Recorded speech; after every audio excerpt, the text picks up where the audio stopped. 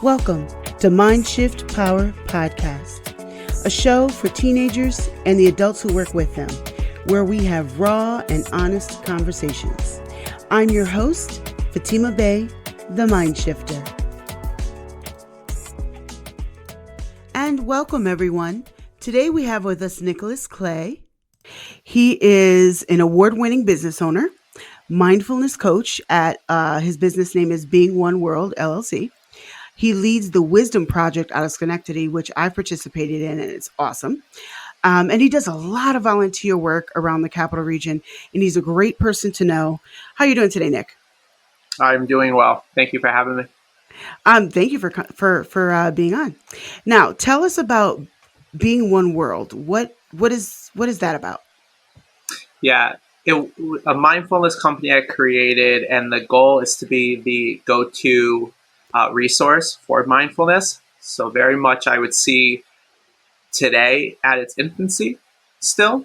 And as it grows, the vision of it was to be the go-to spot. So not just for what I offer and my coaching or other resources, I've also over time, as I connect with other mindfulness resources, I add that to the site so people can have links to go elsewhere.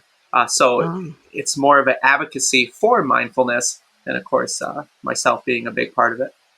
And that makes sense. Having worked with you and knowing you, you are very, very, very keen into connecting others. And I love doing that too. So I really think we're kind of similar in that way. When did you start Being One World? I started October of 2020 is when I started. Okay. So I'll be 3 years this in a couple months. Yeah. Oh, wow. Wow. So if there's just a little sidebar, if there's any teenagers out there who are interested in starting their own coaching business, whether it's mindfulness or something else in the coaching arena, how would you suggest that they get started? That's a great question. Start practicing. Acquire your first client. Most likely it's going to be non-paying. And just start doing it. Get the experience. It's the best way to learn. And then from there, you start sourcing other resources. You can connect with other coaches, or you can start looking at other areas in which you can get accreditation or learn how to officially become a coach. So the short answer to your question is start doing it. Find somebody who could use the support and start practicing. And everybody's got someone around them.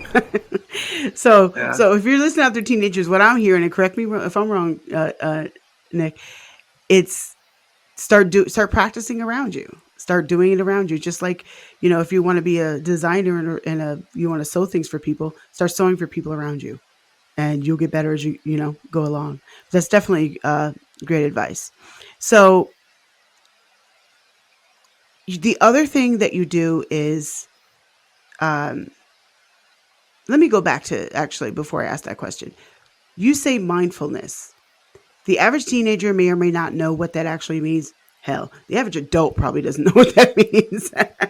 So when you say mindfulness, what do you mean? Yeah, so mindfulness means presence. It's being completely in the here and now, which maybe sounds simple, however, it gets difficult to practice. For example, if we're in our own heads, or if we're in our thoughts, or we're thinking about some future, not that it's bad to do, however, that's taking us out of being present. If we're thinking about some past event, we're not being present. So it's having our full awareness, or we could say our full focus in this very present moment. Do you think that that's an issue for the average teenager? I think it's an issue for the average human. I agree. Yeah. I know that for me, it has been. I've had to learn how to be present. Now you can't get me out of the present, but I had to learn myself for sure. Yeah, and I'll add too, because I get the gearing towards teens. And so something that I don't think younger individuals realize today is how much their attention is being bought and siphoned. So growing up, 30, 40, 50 years ago, even, pre our time, we didn't have this technology to draw our focus. And I've watched this steadily increase between shorter and shorter and shorter and shorter video clips. So now you have platforms where every 7, 8, 9 seconds there's something else. Well, it's training our focus to be distracted. So then Mm-hmm. when you want to actually focus on something like school or like a business or like a project, it gets so difficult because the routine that we're now getting put in is I need to find something every 10 seconds. And it's a trained thing, just like being present. Having your full attention in one space is also a trained thing, which is where meditation helps to train that. And I think as years pass, it's going to be so important for teens that become adults.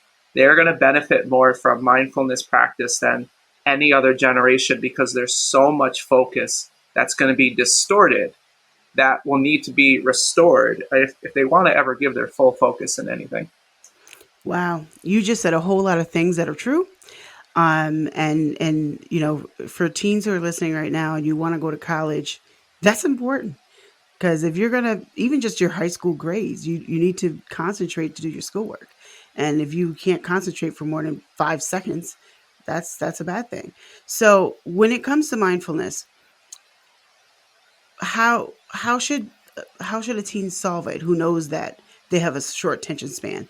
And honestly, this whole generation, like you said, is growing up with short attention spans because that's the environment they're growing up with. That's the tech, what technology is teaching them to do, to have a TikTok brain.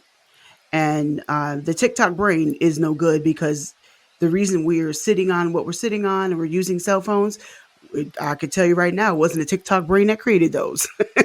It took a lot of Right. concentration, and the things that we, invent in life or come up with in life weren't created from TikTok brains. The technology we use, the engineering, the everything. No, I'm a professional seamstress. I make wedding gowns. I could not do that with a TikTok brain. I'm calling it a TikTok brain because it's the opposite of mindfulness. Um, what should a teenager do to try to be mindful? Yeah, so I'm going to edit that a little bit because I'm not a big fan of the word should imposing Okay. this this judgment. However, I will answer is what could they do? Hmm. And it would be starting with meditation, and I'll even be gentle with it. If they started practicing 5 minutes a day, there would be profound effects in just doing that. Okay.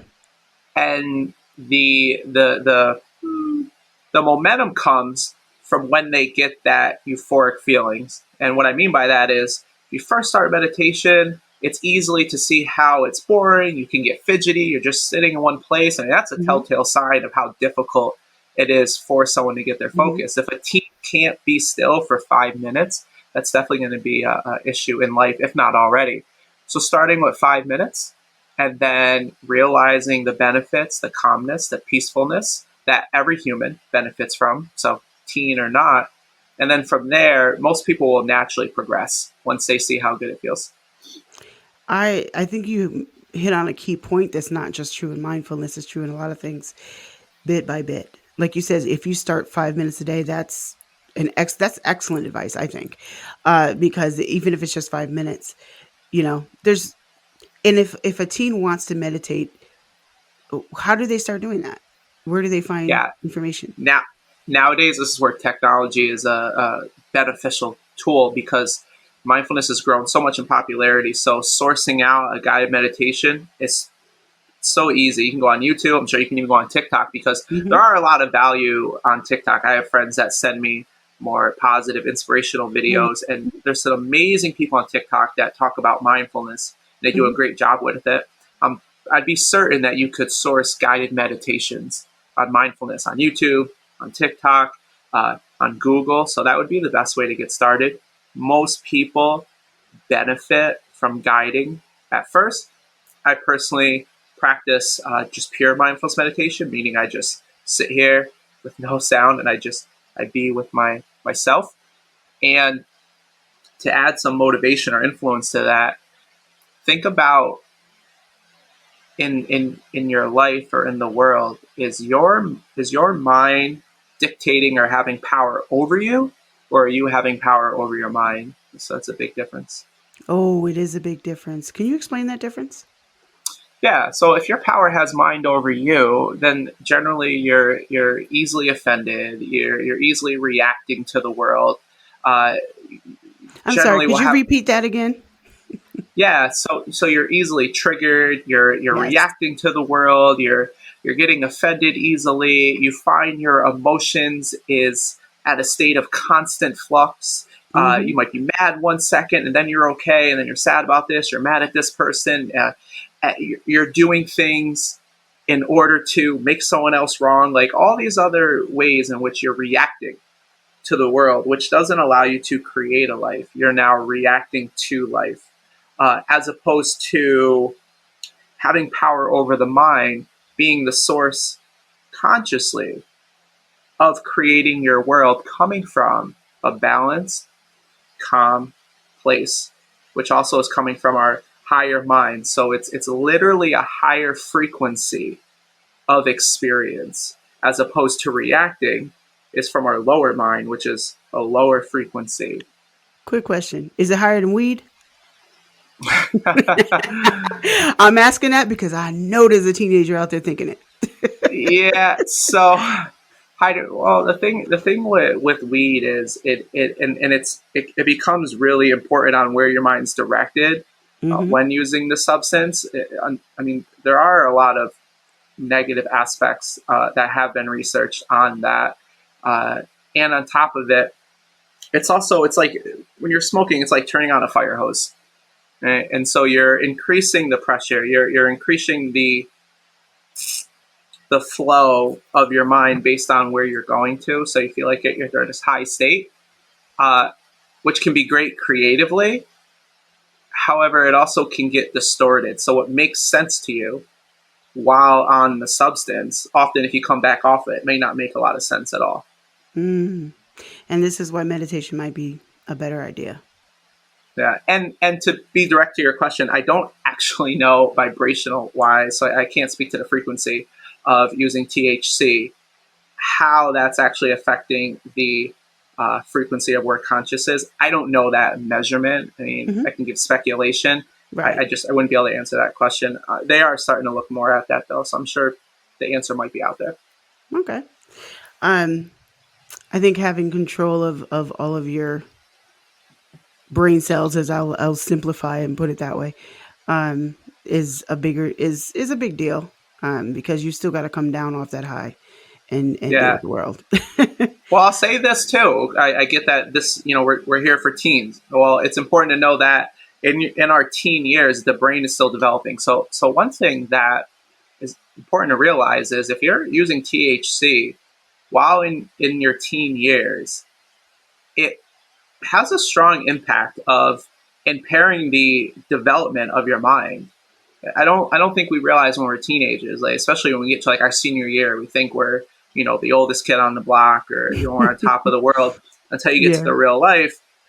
The truth is though, the mind is still developing, and when you add those kind of substances while the mind's still developing, it can cause, it most likely causes a lot of negative impacts. And the younger you start, the more irreversible those impacts can be when you're using Mm. THC. Okay. Same thing if a woman's pregnant and they're drinking while the baby's in the womb, or using drugs while the baby's in the womb, well, that Mm-hmm. directly impacts the development Oh yeah, of big that time. child. Well, it's the same for us when, just because we come out of the womb from 0 to about 23, 25, our brain is still developing. So those substances can still have that negative impact as our brain is still wiring itself and figuring out what pathways it's going to use, what pathways it's not going to use. So what seems like fun in our younger years can give a permanent damage for the rest of our life. Well, good point. And I had actually forgotten about some of those factors that you were saying. Um, Going back to mindfulness, so we talked about why mindfulness is necessary and why it's good for you. What does a life look like without mindfulness? Chaotic is the first word that comes to mind. Yeah, chaotic. You're probably dictated so much by your emotions, so there's no emotional mastery. Uh, your trauma just gets stored and compiled upon. because we all go through that in some way, shape, or form. And when I say trauma, I mean as the brain perceives trauma, not necessarily that something bad happens. I mean, there's traumatic experiences just from children trying to understand the world and being hurt emotionally can cause trauma in the brain. Mm-hmm. Or it's just you just get a buildup of all this stuff, and not practicing mindfulness, more than likely, then that person doesn't understand how to process emotions. So, fun fact: when we are consumed by our emotions, say we're angry for hours on end, or sad for hours on end, I don't think the average person realizes that a natural emotion only lasts 90 seconds. And so that goes another aspect of being present. If Mm. you're upset for hours, you're living in some past thought that is perpetuating the emotion. Because Wow, that's a naturally, good way to put it. naturally it would already have left. And that's the difference between processing and dwelling on. And so, without mindfulness, we don't. The society ways of being with self is becoming extremely unhealthy. Let me ask you this. Reality check. I'm in middle school, and there's my friend Isaiah, I'm just going to make up a name, who likes to push my buttons. If I am practicing mindfulness, am I more likely to not react to him and allow him to press my buttons? It's a great question. So if you're practicing mindfulness, then what's possible is to not have those buttons in the first place to be pressed. So now Isaiah Mm. doesn't have anything, especially with that scenario. What happens is then generally the person loses interest because they're getting a feedback by getting your reaction. Well, if there's Yep. no longer a reaction, no longer an entertainment of pushing that button, then generally they're going to either leave you alone or you settle to more of a mature interaction, and then you actually get to know Isaiah as a person instead of, the fun of getting you to react. Yes. So some of y'all out there, mindfulness can help you with your day-to-day issues that, we're getting all emotional about things that we don't need to be getting all emotional about sometimes. And this is a show for teenagers, but damn, is this true for adults? Because there's some grown teenagers who we call adults that need to hear this too. Um, Yeah. I like to say one more thing on that because, mhm. again, being mindful that it is for teenagers, Isaiah more than likely is not going to matter in a couple years either. That's another thing. Being teenagers and being in the school environment, once you get to the real world, most of the time, because now you're not in the same building with your peers every single day. So in the real world, there's less of a force to be around somebody. Then it takes effort. Then it takes actually cultivating and keeping relationships. So a lot of times this emphasis we get on how our peers view us in school and the importance and the value we give to that really does not matter in a No, couple years down the road. it really doesn't. Well, But it feels like the world right now. it It's does. just Oh, like absolutely. it's just like as an adult, as a full grown adult, you may be on a job where it feels like the world's going to end if you don't get this position, if you don't get to a certain level within your position, whatever the details are. But at the end of the day, a couple years later, you can be like, oh, that wasn't a big deal because we grow and we mature. And again, that's not just a teenage thing; that's a human thing. Yeah. Um, but great things you're pointing out about about being mindful and what it looks like and why we actually need it. And they might not use the word mindfulness, but yeah, being present. Oh God, that's so important. And sometimes I've had to remind myself of that. I do want to also talk about the wisdom project that I mentioned in the beginning. Tell us a little bit about how that got started and what it is. Yeah, so I was in the process of a year long team leadership management program, and it's about coming up with ideas that light us up, that we're passionate about, bringing it to the world. And so, a couple things that I'm passionate about, of course, mindfulness and supporting the community and also supporting the youth. Coming from that background, I forgot who led me to this. I learned about a human library that Denmark does. People come down to sit with experts in the field to learn from a person instead of a book. And that reminded me of the Mm. phrase, it takes a village to raise a child. Hmm. So that I thought how much support and love and positive influence how important that is for our Mm-hmm. youth.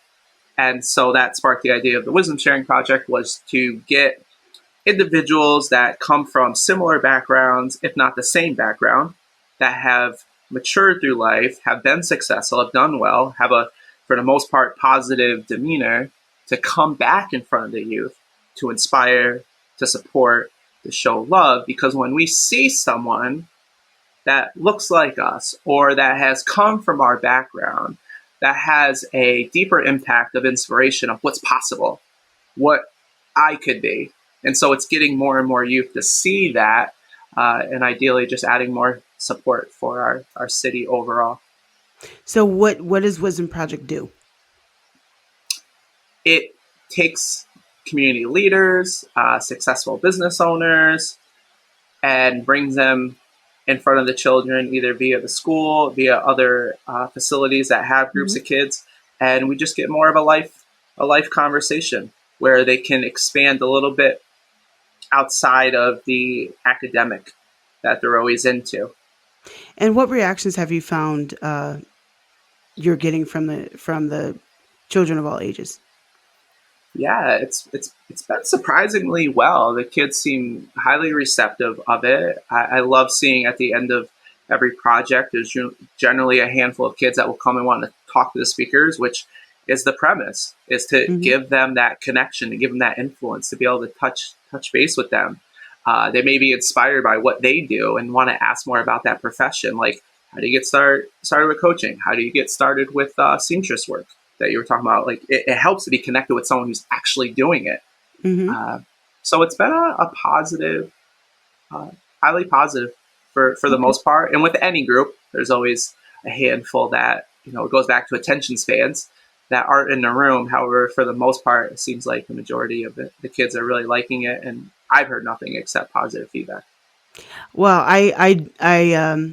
the Wisdom Project was the primary motivation in me asking you to come onto the show because, for those of you listening, I have participated in some of his wisdom sharing projects, and well, one of them, and I really enjoyed it, and I love the premise behind it.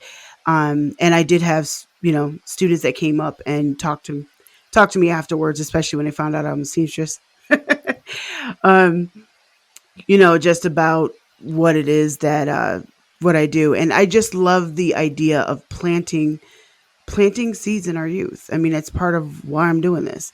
And the Wisdom Sharing Project, I can tell all of you, if you haven't reached out to Nick yet to get him into your school, you probably should, because I've seen it in action and just love what they're doing with our youth. And he's done it in school settings, community center settings, um, community organization settings, and it's pretty good. Um, well, so I want to ask you, do you have any advice for the teens listening today? If you want to leave them with some lasting advice, what would it be? When viewing yourself, view with a lens to understand yourself instead of judging yourself. I'm sorry. I need you to repeat that again. Now, when you're viewing yourself, view through a lens that's seeking to understand yourself instead of judging yourself. I wish somebody had said that to me when I was younger because I spent so many years judging myself, and I completely agree and understand what you're saying.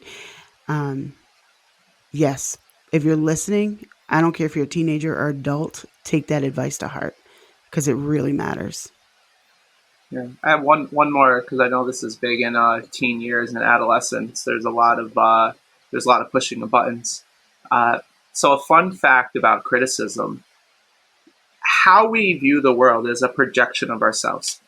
And so when somebody is criticizing somebody else, what that is revealing, either subconsciously or unconsciously, in truth, is how they feel about themselves. Hmm.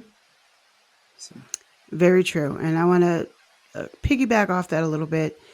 And I am talking to the teenagers because it matters for whether you're adult or child, but it's especially more evident in your teenage years when someone is constantly insulting you and they constantly seem to find something to pick up, something wrong to pick with you, it's usually because of something that's wrong with them. It's jealousy. It's because they judge themselves. As he just said, there's a million different reasons, but I don't always take it to heart, because 9 times out of 10, it has nothing to do with you and everything to do with them.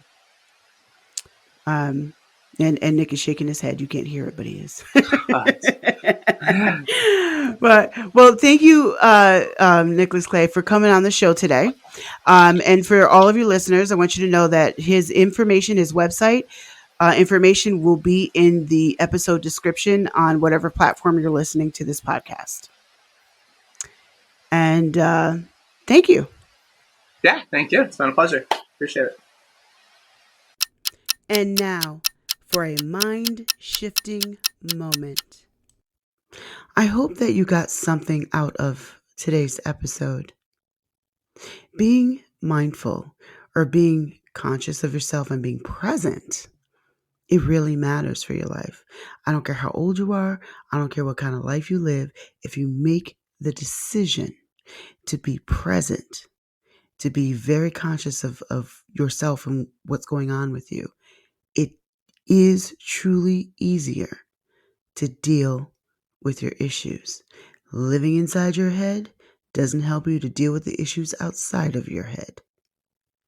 Just think about that. Thank you for listening to Mindshift Power Podcast. Please like and subscribe to my YouTube channel at The Mind Shifter. If you have any comments, topic suggestions, or would like to be a guest on the show, please visit fatimabay.com/podcast. Remember, there's power in shifting your thinking. Tune in for next week.